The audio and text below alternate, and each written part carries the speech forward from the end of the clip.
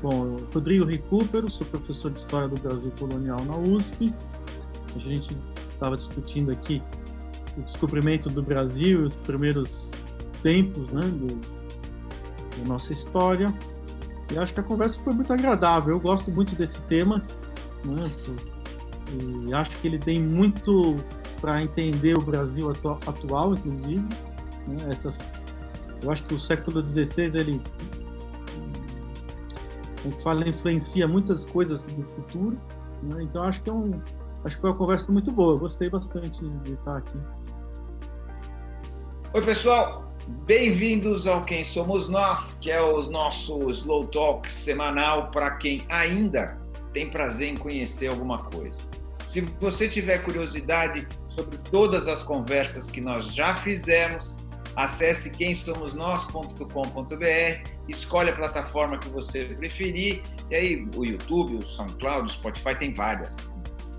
E aí você curte da maneira que você se sentir mais à vontade. Hoje nós vamos começar uma série que nós estamos chamando de Uma Outra História do Brasil.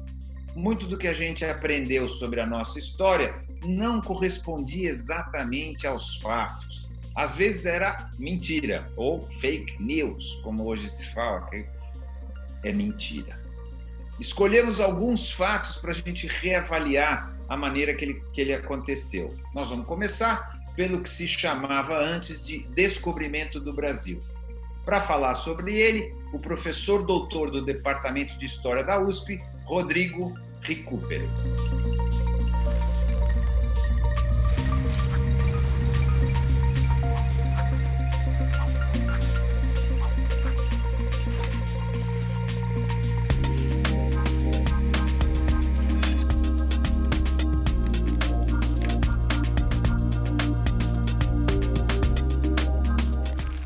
Quem é você?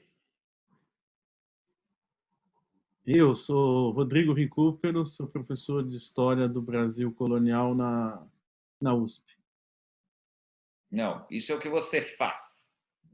Quem é você? Muito difícil. Eu já começo. Daqui para frente é tudo fácil. Daqui para frente é tudo fácil. Posso te ajudar? Pode. Vamos lá. Por que você escolheu a história? Volta um pouquinho. Qual que é a tua formação não universitária? Antes, e por que história e não qualquer outra coisa? O que foi te levando para isso? Que tipo de interesse que você tinha que te colocou nesse lugar?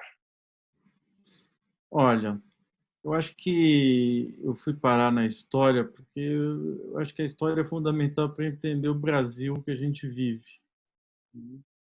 E então essa era uma das coisas que eu tinha preocupação, né, de estar pensando, né, a nossa realidade hoje. E acho que o curso de história ele serve especialmente para isso, né? Em geral, as pessoas acham que o historiador é alguém que está preocupado com o passado, pelo passado, mas a gente está preocupado com o presente, né? A gente quer pensar entender como é que a gente chegou onde a gente está, né? E as perspectivas também para o futuro. Então, mas isso você tinha desde a adolescência, isso? Desde moleque você tinha isso? Por que história? Como que é?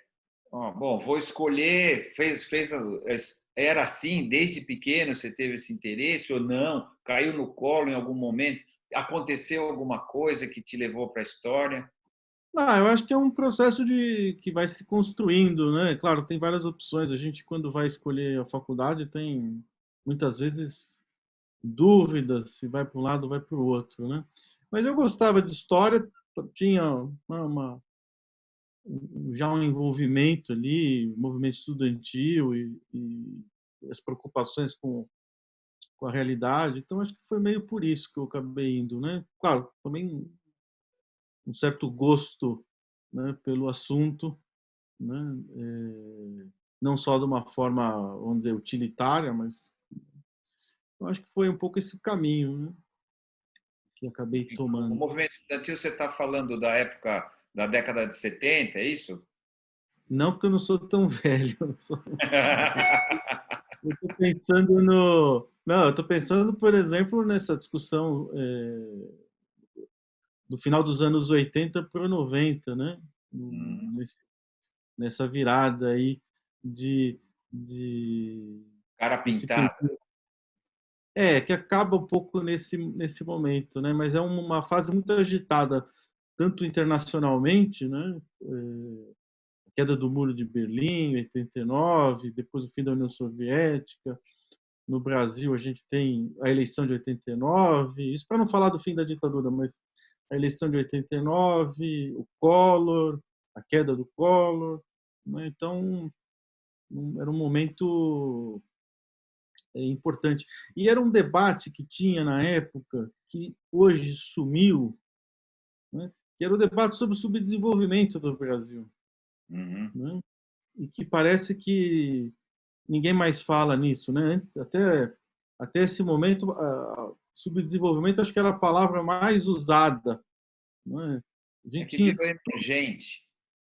né, tinha todo tipo de discussão, o cinema e o subdesenvolvimento, a economia e o subdesenvolvimento. E depois isso sumiu, como se a gente tivesse se desenvolvido, que não é verdade. Parece que o que a gente deixou de pretender se desenvolver. Então a gente aceitou aquela condição e ninguém mais fala no assunto, que é melhor. Pronto. E o tema então sai de cena, né? E eu acho que naquela altura então era uma das coisas que também, claro, a gente estava acompanhando, estava discutindo. Bom, vamos voltar então lá para as nossas origens, o nosso seu primeiro programa dessa série. Então nós vamos começar com o que as pessoas costumam, ou o que eu aprendi na escola, como descobrimento do Brasil. Conta um pouquinho o ambiente em Portugal, na Espanha, né, que eram os dois países que mandavam. A Espanha até mais que Portugal, né, era uma potência do século XV, né? Conta um pouco esse ambiente. Um pouco também, outro dia eu estou lendo um livro sobre o Oriente e tal, o quanto também o Oriente era poderoso naquele momento, né? E até essa chegada no Brasil aí. Vamos partir daí. Olha, questões amplas, né? Vou tentar ser sintético, porque o que vai acontecer assim, a gente tem um processo na Península Ibérica, né, de reconquista contra os árabes, né? Vai descendo, né, do norte da península até expulsar os árabes. Em Portugal isso vai acabar um pouco antes, né? Portugal estava meio numa, vamos dizer assim, no fim da Europa, né, ou num dos lados da Europa, né? O centro das disputas europeias, obviamente, era a França, né? E com isso Portugal acaba, vamos dizer, continuando aquela expansão, aquela reconquista, só que agora pelo mar. Então tem um primeiro lado da reconquista que é ir para o Marrocos, para o norte da África, e começam as viagens pelo mar, vão começando a descobrir o oceano, começar a dominar o oceano, né? Porque a navegação no Atlântico ela exige uma nova dinâmica, né? Porque a gente acha que as pessoas navegam pelo litoral, na verdade a navegação pelo litoral é a mais difícil, então o negócio é ir por meio do oceano. Só que para ir por meio do oceano tem uma série de técnicas que precisam ser desenvolvidas. A Espanha, na verdade, demora um pouco mais, ela está a reconquista vai demorar mais, né? E depois, de certa forma, sim, né? Portugal foi fazendo aquele trabalho, né? Mais cotidiano de viagens seguidas, e a Espanha, na verdade, é aquele sujeito que nunca entrou na lotérica, entra a primeira vez e ganha a Mega Sena com um bilhete simples, porque praticamente a primeira viagem que eles financiam é do Colombo, né? Então, é um machado assim, espetacular, né? Só que o Colombo, né, e os portugueses, qual que era o projeto deles? Era chegar no Oriente, porque o Oriente é que vinha os produtos de luxo, que era a base do comércio internacional da época, né? E é curioso, porque o Oriente praticamente não tinha interesse em nada do Ocidente. O Ocidente é que tinha interesse nos produtos orientais, desde a antiguidade, né? Não é à toa que os reis magos vêm do Oriente, né? Com os produtos de luxo, né? Então, o plano era esse, chegar no Oriente. A América, na verdade, vai ser, num primeiro momento, um obstáculo, né? E aí que vai, né, continuar a nossa discussão aqui, mas acho que essa é a primeira Então, parte.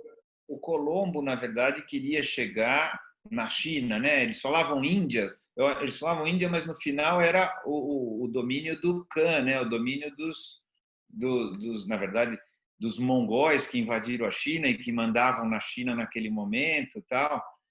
A ideia era essa, né? Pelo que eu li. A ideia é chegar no Oriente de uma forma em geral, né? Porque o Oriente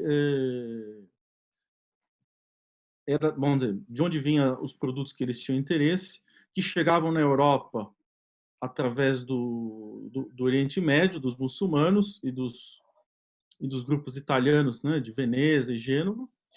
Então a ideia era contornar o obstáculo muçulmanos, que eram os inimigos, né, e conseguir trazer o comércio direto do Oriente, né, seja na Índia, seja na China. Agora, os europeus tinham muito pouca informação, né? Não é que era um desconhecimento total, mas as informações eram muito fragmentadas e muito antigas, muitas vezes. O Marco Polo, que era, vamos dizer, alguns séculos atrás, ainda era uma referência de informação, E né, era no Oriente. inventado também, né? Tinha muita coisa inventada, de monstros, de não sei o quê. Tinha de tudo, né? Leituras possíveis, né, das coisas. Agora, o que vai acontecer, né, é que o projeto do Colombo era né, navegar pelo Ocidente para chegar no Oriente, porque ele calculava a terra muito pequena, né? E os portugueses, que estavam navegando há muito mais tempo, tinham um cálculo muito mais preciso e já estavam próximos, né, de contornar a África, não aceitaram o projeto do Colombo. Aí o Colombo vai oferecer o projeto para a Espanha, né? Inclusive está se formando naquela altura, né? E o que é interessante assim, né? Essa preparação, os portugueses estavam fazendo uma coisa muito mais, vamos dizer assim, planificada, muito mais preparada, né?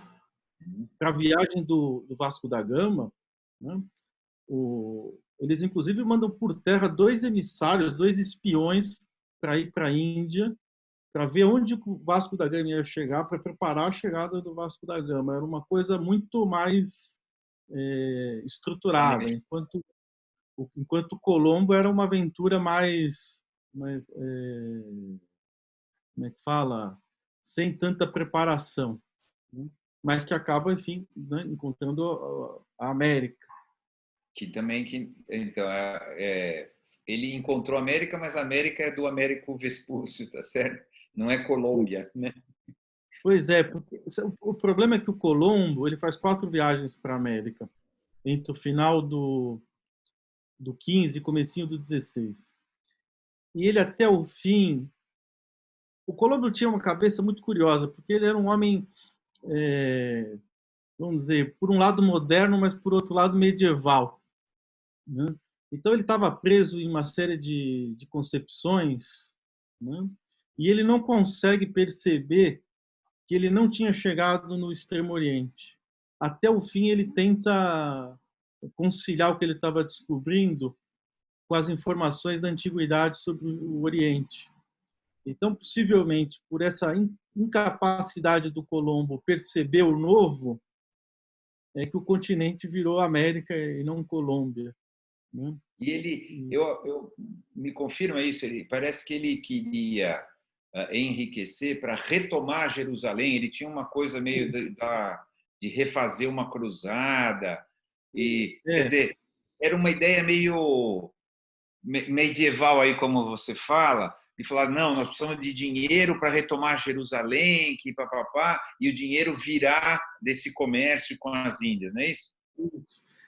uma ideia que nem o Papa mais defendia, vamos dizer assim. Ninguém, né?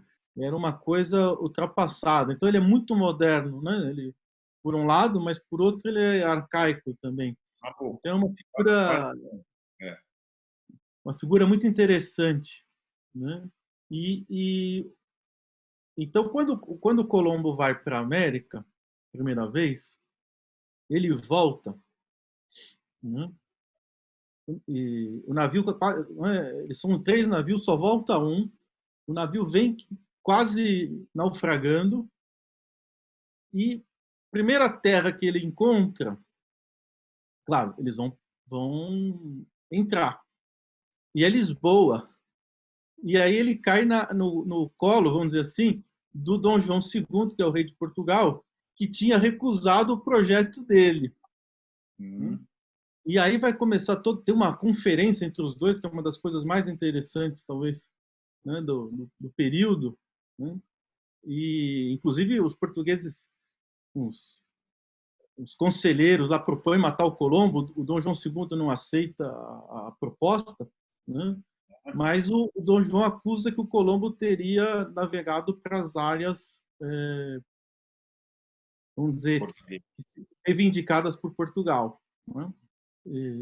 E aí vai começar a negociação que vai terminar lá em Tordesilhas, e que depois vai mais longe também, mas, enfim, que vai desembocar no Tratado de Tordesilhas.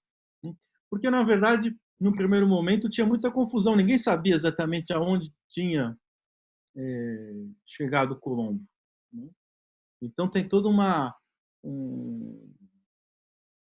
espécie de crise internacional ali naquele momento entre Portugal e a Espanha, ameaças, né? Mas também existia um processo de aproximação entre os dois países, então tinha também elementos que levaram a uma certa acomodação.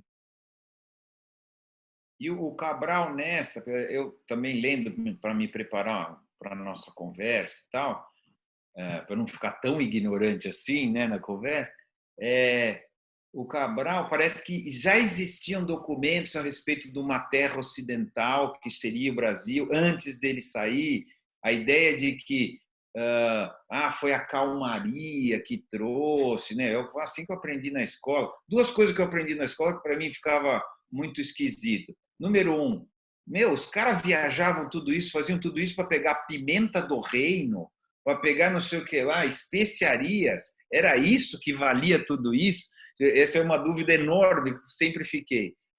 Até hoje, na verdade. Quer dizer, hoje menos, mas assim, eu falo, nossa, brigar por isso, né? Fazer tudo isso por causa de pimenta do reino.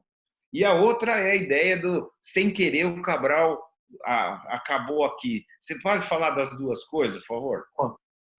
Olha, no comércio internacional, né, primeiro era muito reduzido. A própria área do mercado era muito pequena. E o comércio internacional eram produtos de alto valor na época, né? Hoje pode ser ridículo, mas se fazia até o século XVII, XVIII, se fazia guerra pela pimenta, pela canela, pela noz moscada, pelo açúcar. Então. Talvez daqui a alguns séculos se pense a mesma coisa. Olha, o pessoal fazia guerra pelo petróleo, olha que coisa, né? Na época era guerra pelo açúcar, pela canela, né? Então isso é verdade. Agora, existe todo um debate. Na verdade, assim, a gente tem muito pouca informação desse período, né? Se não me engano, na década de 40 do século passado, os portugueses publicaram um livro que era Os 7 Únicos Documentos sobre a Viagem do Cabral. Recentemente teve uma reedição que passou a ser os 14 documentos. Mas os 7 documentos novos são documentos pouco expressivos, não melhoraram muito as coisas. Então a gente tem uma situação que gera um debate com base em ideias, vamos dizer assim, muito pouco alicerçadas em documentos, de um possível conhecimento prévio do território que hoje é o Brasil. Na minha opinião, esse conhecimento não existia. Ah, é? por várias razões, eu diria. Uma, se você quiser, que eu acho até, assim, me parece pouco, parece inconcebível que um navio atravessasse o oceano, descobrisse terras, né, voltasse para Portugal e todos os marinheiros fossem ficar com a boca fechada, né, o tempo todo. Quer dizer, um segredo desse não se guarda. Né? Portugal tinha, naquela altura, toda uma comunidade internacional que, inclusive, procurava descobrir os segredos portugueses. Né? Tem um grande mapa mundi do comecinho do século XVI que os italianos compraram a peso de ouro para saber o que os portugueses tinham descoberto. Então, Portugal era como é que fala, depois da chegada do Vasco da Gama, né, um viveiro de espionagem, de intriga. Né? Então, muito difícil tivéssemos um descobrimento escondido dessa envergadura. Né? O que me parece claro, como eu falei, o segredo das navegações era navegar no meio do oceano. É por isso que se descobre as ilhas, os Açores, a Madeira. Porque se a gente fosse navegar para a África, contornando o Oriente, contornando a África, você navegava ali à vista da costa. Isso é impossível na prática, na altura, dadas as condições de navegação. Então, o segredo era ir para o meio do oceano. Então, por causa do regime de ventos e de correntes, fatalmente alguém que navegasse pelo Atlântico ia topar na América. Né? Porque se passava muito perto do continente. Né? No caminho ideal, vamos dizer assim, seria passando muito perto do Brasil atual. Né? Então, era meio que inevitável que alguém, uma hora, se desviasse, porque os caminhos não eram, obviamente, precisos, alguém ia se desviar um pouco mais, um pouco menos, e ia topar na América. Né? Então, me parece que essa hipótese de um conhecimento prévio ela não se sustenta. Né? O que me parece possível é pensar, você sabe que o Cabral é a segunda viagem para o Oriente depois a primeira depois do Vasco da Gama. Né? E era uma viagem para estabelecer o comércio, uma grande armada. Eles não iam colocar uma armada em risco para fazer um descobrimento que era das tarefas mais perigosas, porque navegar no litoral de um território desconhecido é onde tinha os acidentes, por causa dos recifes e, né, e coisas do gênero. Então, na verdade, o que eu acho que a gente pode pensar é que falaram, né, a orientação que foi dada para o Cabral foi se afastar mais da África como forma de reconhecimento, né, e ele fazendo isso encontrou o Brasil. Mas não me pareça que exista um conhecimento prévio, né, não tem nada que seguro para fazer essa afirmação. É uma afirmação um pouco, vamos dizer assim, especulação. Né? Então, você chama de descobrimento ou você chama de achamento? Porque tem gente que fala, não, descobrimento não é achamento. Tem gente que fala, não é uma tomada de posse. Aqui já existiam, então, os índios, não foi descoberto. Tem uma discussão, acho que é política, não sei se a palavra é essa correta, mas ideológica, talvez, sobre o que aconteceu. Como que você vê isso? Olha, o descobrimento é um termo clássico, então a gente está discutindo aqui o descobrimento porque é um termo que se como a gente consolidou. costuma chamar. Né? É difícil falar outra coisa. Né? Eu acho que o problema, na verdade, a crítica ao termo descobrimento me parece, em geral, ela pode ser correta, mas ela é mal colocada. Uhum. Existe um erro fundamental nesse debate, é pensar, quando a gente pensa em Brasil, a gente pensa no mapa do Brasil. Então, é como se esse mapa não fosse uma construção, é como se esse mapa fosse um dado da natureza. Então, de vez em quando aparece uma discussão que quem descobriu o Brasil não foi o Cabral, foi o Pinzón, porque o Pinzón, que é um navegador espanhol, teria passado no Amapá ou no norte do Brasil antes do Cabral. não é o, vamos dizer assim, não tinha um alarme que tocasse a hora que algum europeu passasse em alguma área do território atual do Brasil, não é? Eu vou te contar uma outra história que você acha que vai gostar. Uma vez eu estava no Rio de Janeiro, estava começando a fazer minhas pesquisas, aí conheci um sujeito que era dono de uma livraria, ele falou para mim, por que você não estuda os fenícios no Brasil? E ele tinha uma teoria, né, que o Instituto Histórico Geográfico Brasileiro, no século XIX, tinha destruído as provas da presença fenícia Uhum. para defender a história oficial. E aquela lenda da Pedra da Gávea. Resumindo a história, é o seguinte: se a gente achasse amanhã um barco fenício na Baía da Guanabara, o que mudaria a história do Brasil? Nada. Porque o Brasil não se constitui a partir da chegada hipotética de fenícios, de marcianos ou de sei lá o quê. O Brasil ele se configura a partir da chegada dos portugueses. Então, o termo descobrimento é como se tivesse algo pronto para ser descoberto, algo existente. Esse que é o erro fundamental. O Brasil é uma construção, e não uma descoberta. Não tem um Brasil pronto, tanto do ponto de vista do que vai ser montado, como das fronteiras. Aí tem o problema dos indígenas, que também é um problema importante.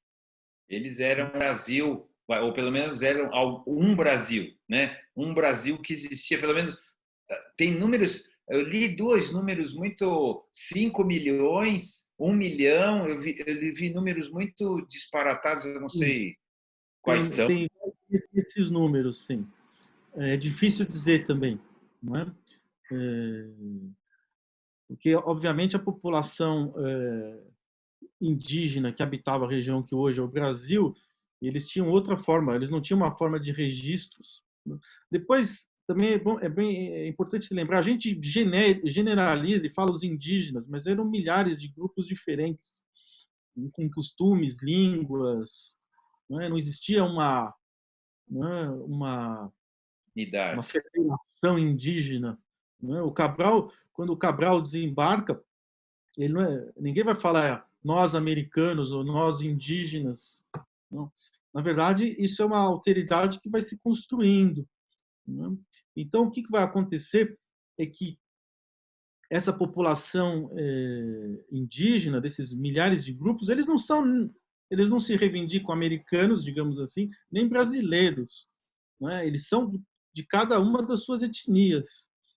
Tem uma cena naquele filme Bye Bye Brasil, que aquele grupo que sai do Nordeste vai,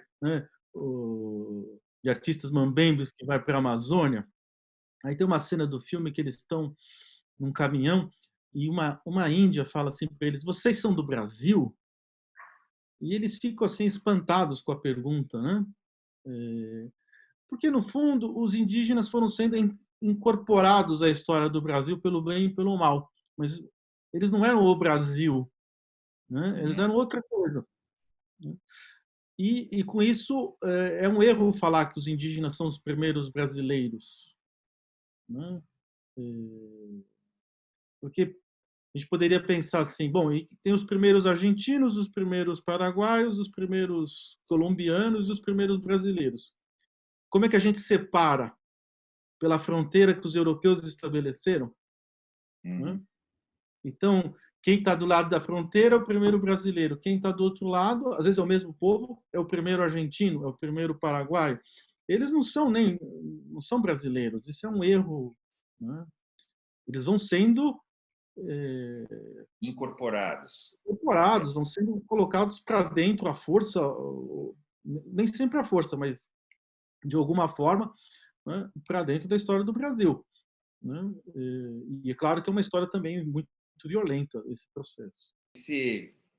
Depois que o Cabral então chegou, fez lá a primeira missa, o Caminha escreveu a carta, aquelas coisas todas que é o primeiro documento sobre o Brasil, etc., é tido como, né, o primeiro documento sobre o Brasil. teve um espaço grande de tempo, não é isso, para Portugal voltar a se interessar, não é? O que era assim? Eles não estavam nem aí, já que não era a Índia, dane-se, sabe? Já que não tinha pimenta do reino. Qual que foi esse? Depois fizeram as capitanias hereditárias, que é também, você aí está querendo pegar um pedaço de terra, vai lá e faz, não é isso? Terceirizou, né, para os outros. Conta um pouquinho esse momento, que é um negócio um pouco, olhando de agora, e do jeito que eu estou contando, um pouco desleixado, você fala, os caras não valorizaram nada, né, do que aconteceu. Olha, esse é um debate bem interessante. O que acontece, se você pegar os livros escolares, pelo menos os mais antigos, ele chama essa fase aí, entre o Cabral e a viagem do Martim Afonso de Souza em 1530, de período pré-colonial. E tem uma espécie de antipatia nesses livros pelo Dom Manuel, que não fez caso do Brasil. Na verdade, a gente vai ter várias viagens nesse período, algumas muito pouco conhecidas, né? Algumas provavelmente a gente até não conhece nada. Tem uma série de expedições de reconhecimento, né? Começa a exploração do pau-brasil, né? Mas de fato não tem uma ocupação do território. E eu diria porque eles não sabiam o que fazer com esse território. Né? Da mesma forma, o problema com os espanhóis. Né? Quando os espanhóis percebem, no começo do 16, que eles não estavam perto da Índia ou perto da China, eles começam a fazer uma série de viagens, né? E depois os franceses e ingleses também acabam fazendo algumas viagens, e rapidamente se identifica todo o litoral atlântico da América, porque no fundo se continuou a busca pelo caminho para o Oriente, até que finalmente o Magalhães vai conseguir achar lá o famoso Estreito de Magalhães. Então, no fundo, aí por uns 20, 30 anos, a América era um obstáculo, né? Porque não existia um projeto naquele momento de ocupar colônias, fundar novos territórios. A Europa nem tinha excesso de população. Então, esse processo ele vai se desenvolvendo lentamente, não é uma coisa premeditada. Né? A gente que acha assim, o projeto de montar o império, esse projeto não existia antes dessas viagens, isso foi surgindo depois. Né? Os impérios se montaram com o tempo, não era um plano anterior. Né? Então, nos primeiros anos vai ter essas expedições de reconhecimento do território, né? Só que começam a aparecer os franceses, né? Tem uma disputa com os espanhóis ainda, porque ninguém sabe aonde cai a linha de Tordesilhas. Esse é um problema difícil de solução, ainda mais na época. Né? Cada um botava a linha onde queria, vamos dizer assim. Então tinha uma disputa que era, vamos ocupar as áreas, Depois a porque gente vê. depois se vê o que vai acontecer. Né? E óbvio, porque o cálculo exigia, eles tinham um conhecimento teórico, mas na prática era muito difícil fazer esses cálculos, né, da longitude. Então era muito difícil estabelecer, né, entre outros detalhes que eu não vou falar aqui agora, mas de toda forma, então tem um reconhecimento rápido do litoral. Né? Os portugueses vão desenvolver rapidamente a seguinte teoria: o Amazonas e o Prata caem na área portuguesa, né? Tordesilhas, assim, por um milagre, passa depois dos dois grandes rios do continente, né? E isso é nosso e nós vamos ocupar. E começam a defender essa política. E se percebe, né, que para defender o território era preciso ter uma ocupação, não dava para defender só com viagens.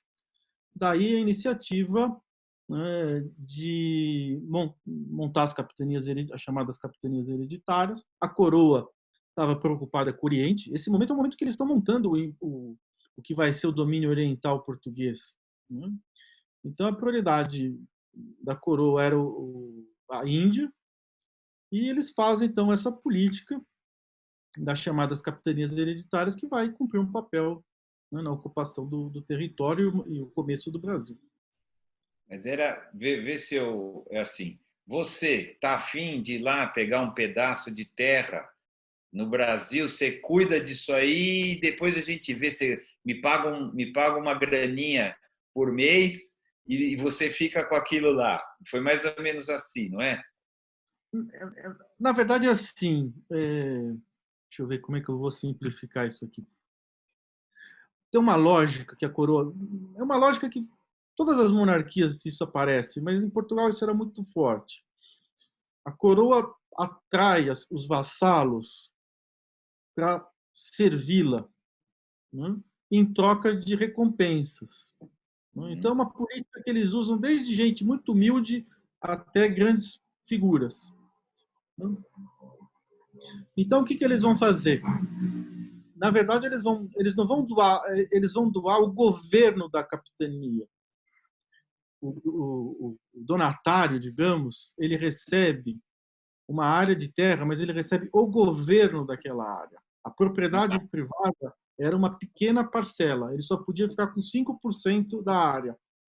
As outras terras ele tinha que doar. Então, não é uma propriedade de terra plena, é o governo que ele recebe.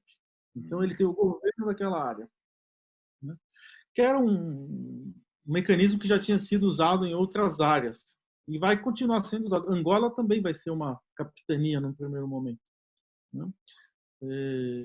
Então, era uma forma de atrair pessoas que estavam num processo de ascensão e tinham recursos e que, prestando esse serviço, digamos, à coroa, esperavam também serem recompensados no futuro, né? Então, um pouco esse arranjo, assim, estou simplificando um pouco, mas eu acho que esse um pouco... É verdade, então, que só duas funcionaram, quer dizer, que foi Pernambuco e Santos e tal, ou também isso é um pouco... O que sobra não deu certo, né? O regime de capitanias hereditárias, só duas deram certo, tanto que teve que ter o governo geral para poder botar ordem na bagunça e tal. Isso aí é uma análise, assim, relativa do que deu certo ou não, porque, no fundo, o desafio era muito grande, né? Então, vamos dizer, eu acho que as capitanias, né, algumas nem começaram, de fato, a ser ocupadas, outras, né?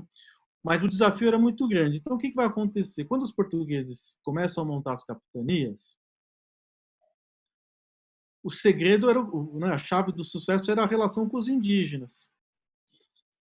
E eles vão tentar, no primeiro momento, estabelecer uma espécie, como funcionava com o escambo do pau-brasil, eles vão tentar botar os índios para trabalhar por uma baixíssima remuneração. Só que os indígenas não vão aceitar isso, né, porque eles não têm interesse nenhum, né?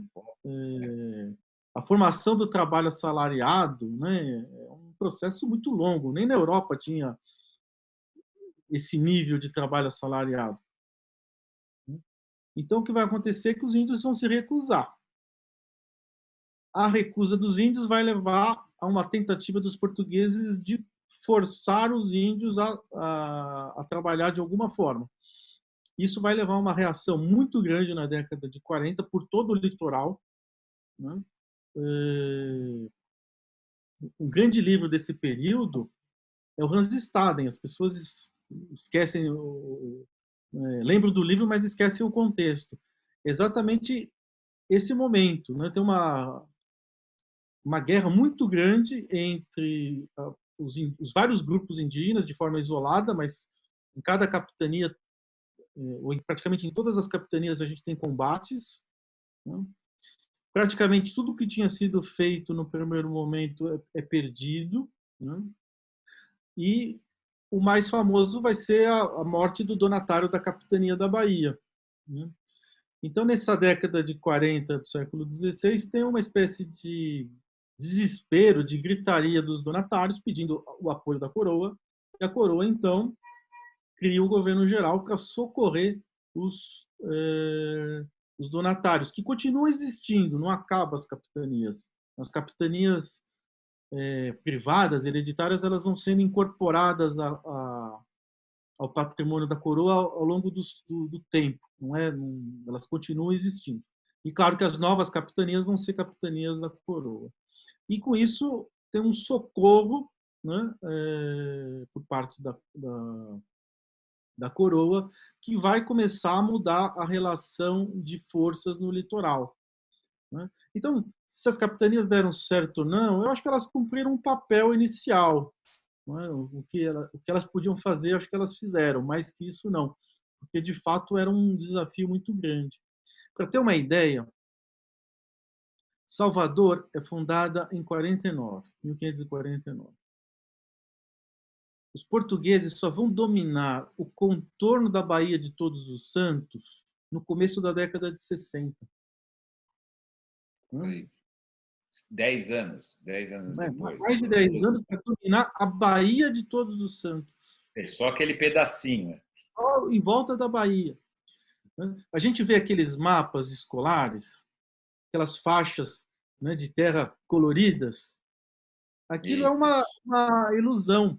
Na verdade, como um historiador do século XIX disse, o que foi dado em léguas foi conquistado em palmos, ou se você quiser, o que foi dado em quilômetros foi conquistado em metros. Né? Pernambuco, o grande desenvolvimento de Pernambuco é depois do governo geral. O litoral de Pernambuco, na época incluía Alagoas, só foi conquistado na década de 60 do século XVI. Eles demoraram 30 anos para dominar o litoral de Pernambuco, que não chega a ser exatamente enorme. Então, é um processo muito lento de conquista, né? Mas que vai cumprir um papel fundamental, porque vai ser essa vitória militar sobre a resistência indígena que permite que a terra vire propriedade privada e que o índio vire escravo e se ergue a economia açucareira nesse momento. Mas depois não deu certo, né? O índio, como escravo, acabou sendo, do ponto de vista do cara açucareiro lá, acabou não sendo um grande escravo para ele, né? Porque o índio tinha essa questão da liberdade, etc., não aceitava. Olha, né? Esse tema também é mal estudado. Ótimo. É isso, a ideia dessa série é essa. Tudo que a gente estudou de um jeito está de outro. Tem um discurso ideológico, diria talvez, sobre essa questão do indígena ou do africano. Porque uma hora o africano é o melhor trabalhador, outra hora ele é o rebelde, uma hora é o índio que é rebelde, outra hora que né? O que vai acontecer na prática, eu diria o seguinte: o que vai levar à substituição do indígena pelo africano é a destruição da população indígena no litoral, particularmente de Pernambuco e da Bahia. Então, na verdade, quem ergueu a economia açucareira foi o trabalhador indígena. Só que esse processo, né, de guerras, da exploração do trabalho, das doenças, né, que foram trazidas, da destruição, da desorganização da sociedade indígena, ele é destrutivo. Então, essa população, a gente tem uma verdadeira hecatombe no litoral. Né? Os jesuítas vão descrever isso. Né? Eu estava lendo essa semana uma carta do Anchieta, né? Um texto do Anchieta, ele fala, né? Em poucos anos se tinha trazido 80 mil índios para a Bahia, e agora, se você desse uma volta pelos engenhos e mesmo pelas aldeias dos jesuítas, não tinha mais nada, tinham morrido. Né? Então, essa população indígena ela vai sendo destruída no final do século XVI, no litoral. É necessário ir cada vez mais para dentro do território para trazer novas levas de índios, né? E até o momento que isso começa a ficar mais complicado e aí começa a trazer os escravos africanos. Então, na verdade, depois do genocídio, podemos chamar assim, do genocídio dos indígenas, aí resolveram mudar, não porque era melhor ou pior, mas porque não tinha mais braço escravo indígena. É isso? Olha, tinha uma polêmica na época. Tinha feitor de engenho que achava que o índio era melhor do que o africano. E oficiais da coroa, enfim, tinha um debate mesmo na época, né? Qual seria a melhor opção para o Brasil? O que a gente pode dizer é o seguinte: primeiro, você tem a destruição da população indígena e uma dificuldade cada vez maior de repor essa população que está sendo destruída nos engenhos. Já existia o tráfico africano, né? E agora, como o açúcar está num momento de muita prosperidade, os senhores de engenho têm dinheiro para comprar esses escravos, né? E um terceiro elemento que a gente podia colocar é que existia também uma campanha dos jesuítas contra a escravidão indígena. Então, essa soma de elementos é que explica, na minha opinião, a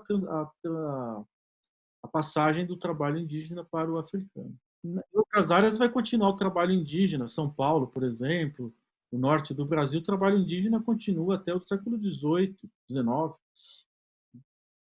A escravidão era um business que já existia também, né? Não é isso? É um business que Portugal já tinha nas suas, não sei se é colônia, mas nos seus lugares que tinha, nos seus fortes na África, mesmo Gênova ou Veneza também parece que faziam, só que não escravos negros, né? Outro tipo de escravo. Quer dizer, a escravidão já era um business usual e muito rentável, não é isso, na época?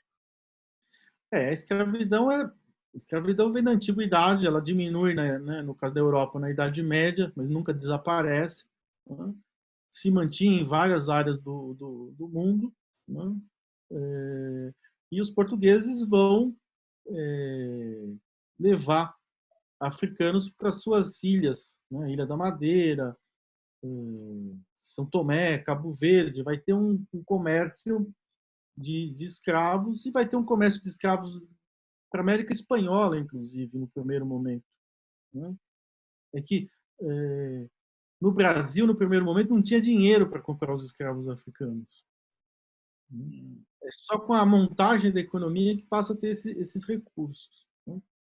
Então, vamos dizer, primeiro se montou a economia com o índio, ele sendo destruído, ele foi sendo substituído pelo africano, porque já existia, de fato, esse comércio, que vai, claro, crescer muito na época moderna, né? Então, era uma prática que os portugueses já estavam envolvidos, né?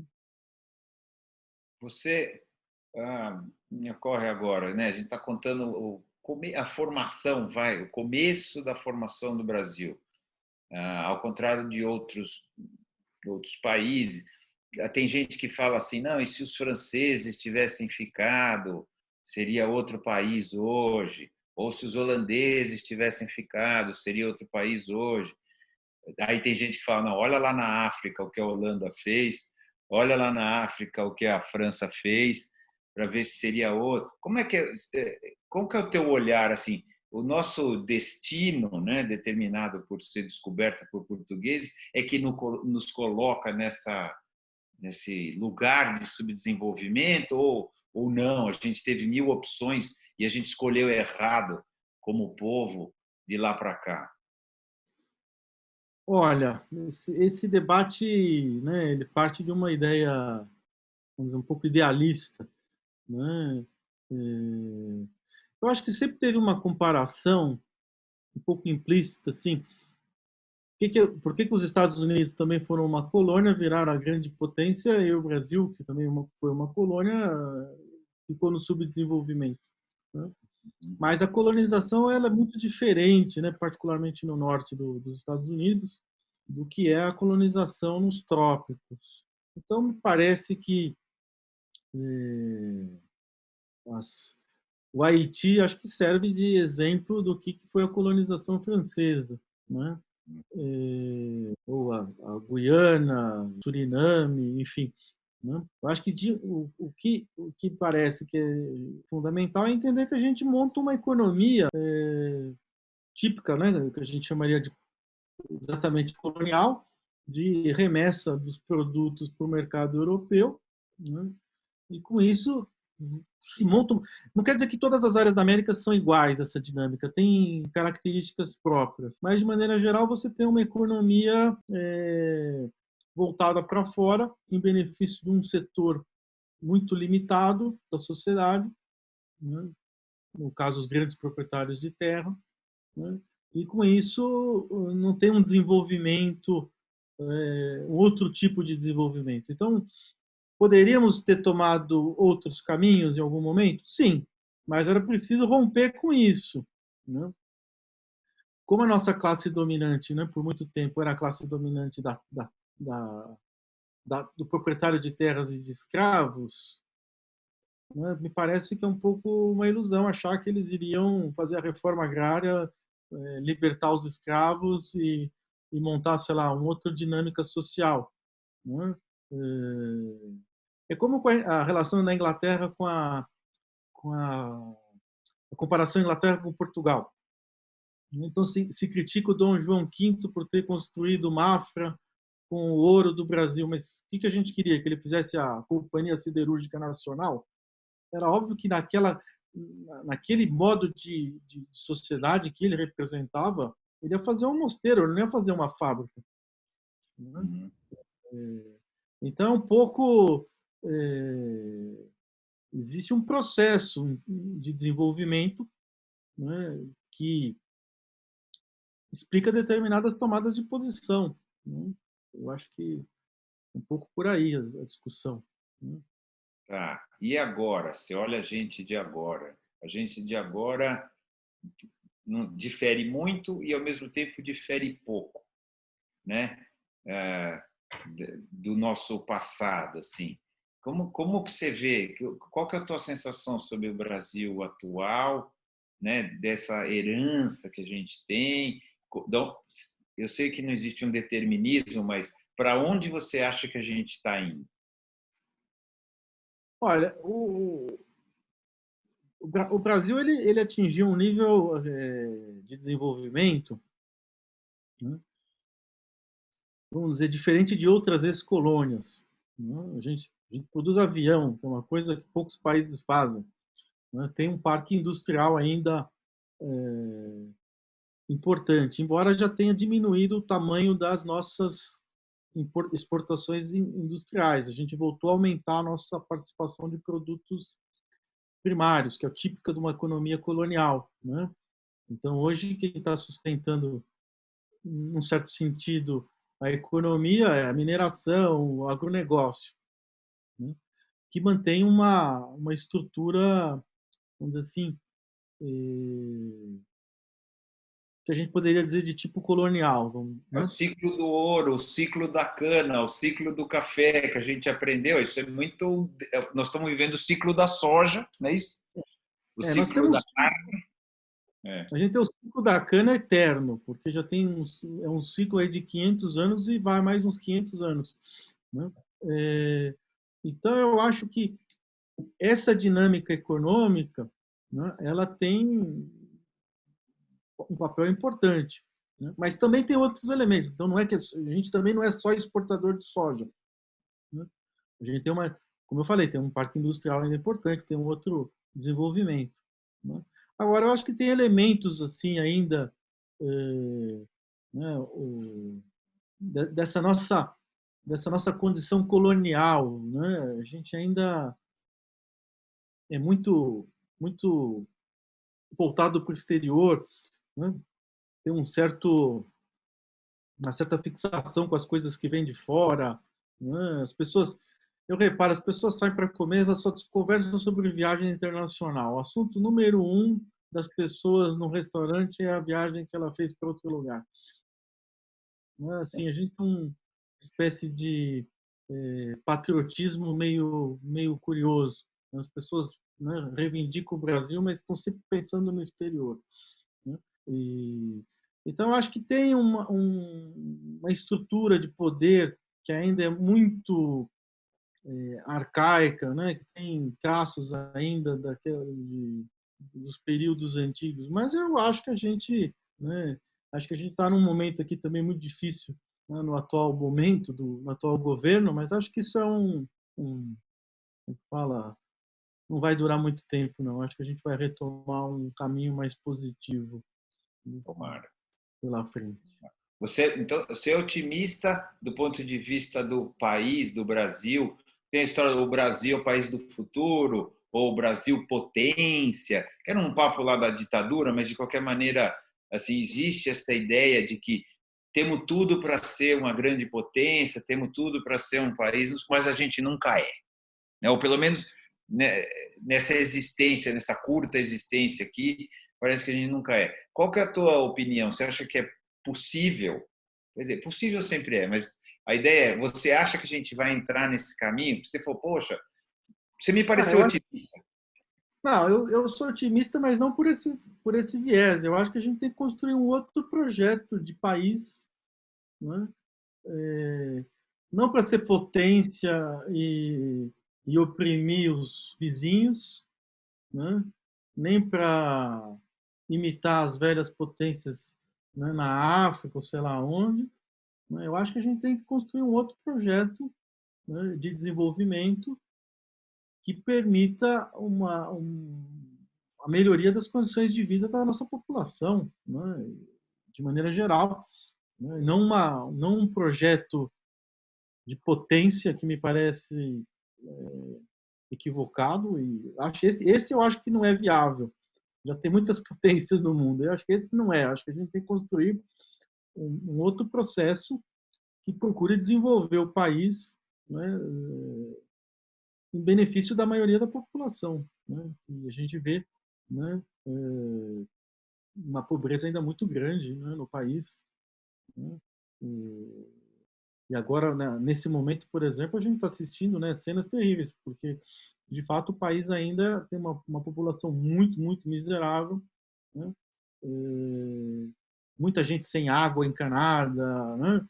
Então é uma realidade que a gente já poderia ter superado, me parece, né? Isso, na verdade, são opções que acabaram prevalecendo, que mantém, né, um certo nível de desenvolvimento para alguns, mas de uma forma geral muito negativa para a população em geral. Mesmo assim, ser otimista. Sim, eu acho que tem que ser otimista. Se a gente for pessimista, é difícil, né? Eu acho que é possível, sim. Eu acho que as coisas, sabe, elas ocorrem na história, às vezes até nos momentos mais inesperados. Um evento, de repente, desperta todo um processo, né? Então, eu acho que a gente tem que acompanhar aí e ver o que vai acontecer, né? Eu acho que Contar com ainda... acaso. Eu não sei se é o acaso exatamente, mas existe um processo de acúmulo de determinadas angústias ou determinadas esperanças ou determinados valores que em dado momento alguma coisa acende uma faísca e a coisa anda.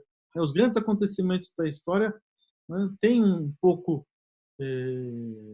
não que é uma obra do acaso ou que tudo tenha acontecido de uma vez, mas tem um processo, mas alguma hora alguém acendeu né, como é que fala? O pavio. E explode. Um acender não deliberado, eu diria, um acontecimento qualquer, né, que causa uma comoção e as coisas acabam se transformando. Então, acho que sim, sou um pouco otimista. Sim. Então, é um bom momento para a gente fechar. Eu sempre fecho com a mesma pergunta. Quem somos nós? Eu acho que, no caso, agora vamos falar nós, tanto nós brasileiros. Quem somos nós brasileiros? A gente tem um processo muito interessante, né, de formação do nosso povo, né, que vai sucessivas camadas vão se formando, né, não, obviamente não é um processo pacífico, é um processo violento, né? E a gente tem uma situação assim, de uma tensão por um lado, né? Muito grande na nossa sociedade, mas também uma acomodação muito grande, né? Então a gente tem é um fenômeno curioso que eu queria estudar mais. A gente tem uma espécie de imensa maioria da população muito, digamos assim, conformada com as coisas, né? E um setor, por outro lado, um pequeno, mais raivoso até, né? Mais então, eu acho que a gente tem um fenômeno curioso. A nossa formação do nosso povo ainda é um processo que precisa ser mais estudado, precisa ser melhor compreendido, né?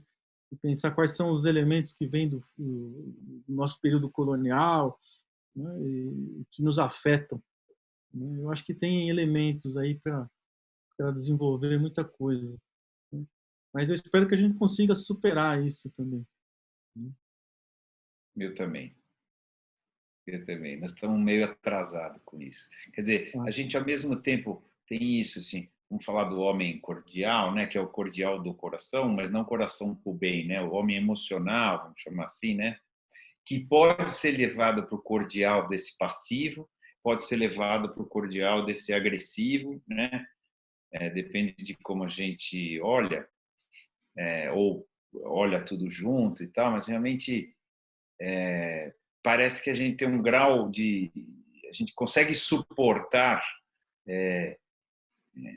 coisas ruins por muito tempo sem se revoltar, né? Ou pelo menos é assim também que a gente aprende na história. Se bem que tem gente que fala, não, teve um monte de revolta que a gente não aprende direito, para poder parecer que a gente é mais pacífico do que é de verdade, né? Eu não tenho nem condição de discutir isso, só estou passando as coisas que eu um pouco que eu sei, que eu... Eu acho que a gente tem muitas revoltas, é verdade, mas eu acho que de maneira geral, vou fazer aqui uma fala assim meio solta. Eu acho que a gente tem, talvez pelo passado da escravidão, que foi muito importante na nossa formação, se criou uma espécie de aparência de doçura ou de cordialidade, né? Uma espécie de capa sobre uma violência, né? Então, o modo de falar, diferente, por exemplo, dos portugueses, né, que são muito mais duros, mais diretos, né? O trato humano, ele às vezes ele disfarça, parece que é mais doce, mas na verdade tem uma violência por trás. Você vai numa loja em Portugal hoje, o funcionário te dá uma bronca, né, se você começar a mexer nas coisas. Aqui uma loja, o funcionário quer carregar sua sacola, quer saber seu nome, quer te dar um cafezinho, né? Mas por trás disso tem uma espécie assim de uma relação subserviente, né? Não sei se um caso assim ainda de você é funcionário, você está lá para servir de qualquer forma, né? Enquanto na Europa, por exemplo, se você chegar na hora de fechar a loja, eles não te deixam nem entrar. Aqui, se você entrar numa loja faltando 1 minuto, eles ficam lá meia hora, 1 hora esperando você sair. Então tem uma coisa por trás aí, né? A doçura também tem uma violência. Uma subserviência, assim, implícita. Né? Ela é uma aparência talvez mais simpática, mas no fundo tem uma relação ali de poder, de dominação, né? O funcionário não tem o horário de trabalho dele, tem o horário seu, né? Isso, se a gente comparar o Brasil com a Europa, é totalmente perceptível, né? Bom, maravilha. Muito obrigado.